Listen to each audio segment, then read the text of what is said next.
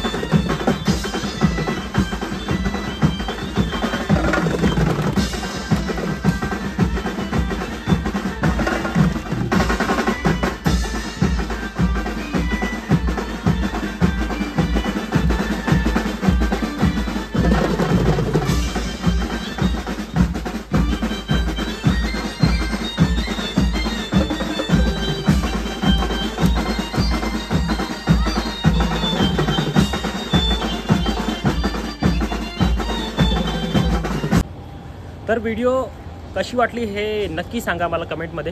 आणि जर आवडलीच असेल तर शेअर करा, सबस्क्राईब करा, व्हिडिओला लाईक करा, पसरवा जेवढी हवी तेवढी. आणि आता काय भेटूया पुन्हा पुढच्या व्हिडिओमध्ये. तोपर्यंत स्टे ट्यून. चला, गुड बाय.